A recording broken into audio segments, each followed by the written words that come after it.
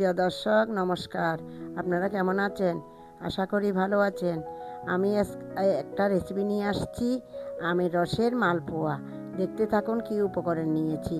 পরিমাণ মতো ময়দা নিয়েছি, পরিমাণ মতো সুজি, মিষ্টি জিরা দিয়েছি সামান্য, লবণ দিয়েছি, পরিমাণ মতো চিনি দিয়েছি এবং আমের রস নিয়েছি।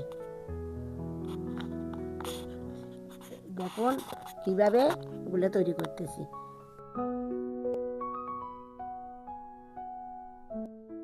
কিছু বেকিং সোডা দিয়ে দিচ্ছি।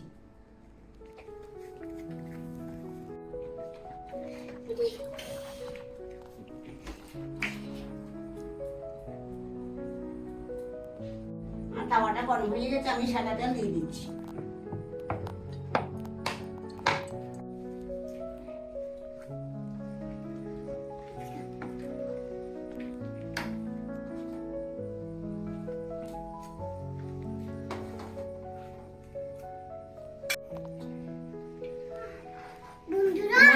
আমার নাতিনগুলা খুব ভালো, আমাকে এসে এসে দেখে যাবে। আমি একলা তো, আমাকে এসে কিছুক্ষণ পর এসে এসে আমাকে দেখে যাবে।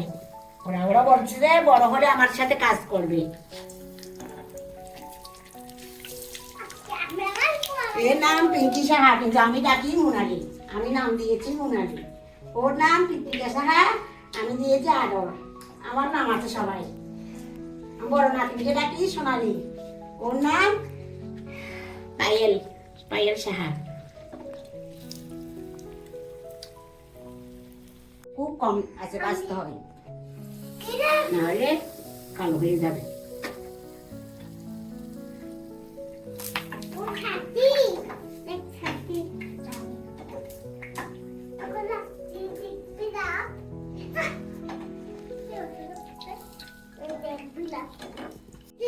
হয়েছে, চারটা হয়েছে, চারটা হয়েছে, এখনো বাকি আছে অনেক। বসো।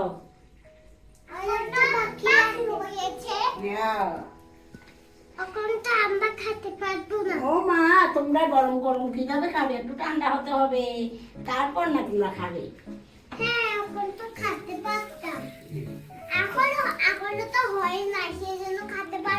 আমাদের পরাণের তো জ্বর, পরাণের জন্য খুব খারাপ লাগে।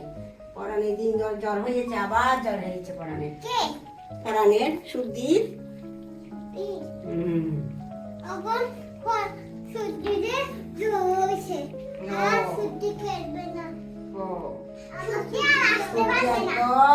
খাবার খাচ্ছে না, দুর্বল হয়ে গেছে।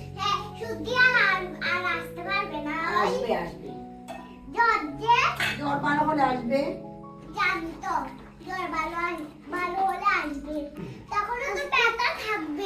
ব্যথা তো থাকবে, এই ভাইরাসটা তো, জ্বরটা তো এরকম জানি।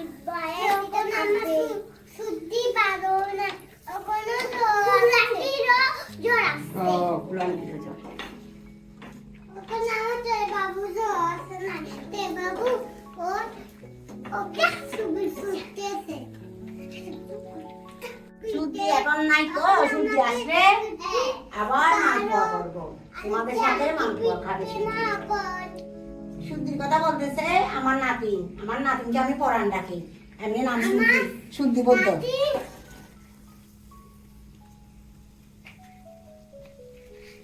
আমার নাতিনের জ্বর, এই দিনও জ্বর হয়েছে, আবার জ্বর। আমার মেয়ের জ্বর,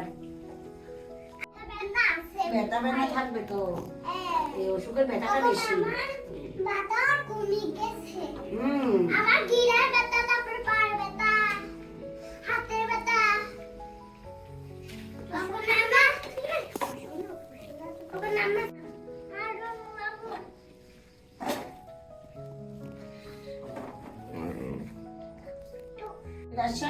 হয়ে গেছে আমাদের আমের রসের মালপোয়া।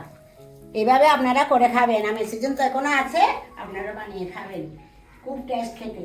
এগুলা আমার নাতিনদের জন্য নিচ্ছি, এরা খেয়ে বলুক কেমন হয়েছে।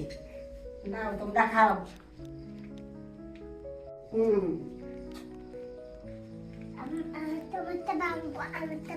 আস্তে আস্তে খাও, আস্তে আস্তে খাও। খুব টেস্ট বাবা তোমরা আমাকে বানিয়ে খাবে। তোমরা বড় হলে আমাকে বানিয়ে খাওয়াবে কেমন?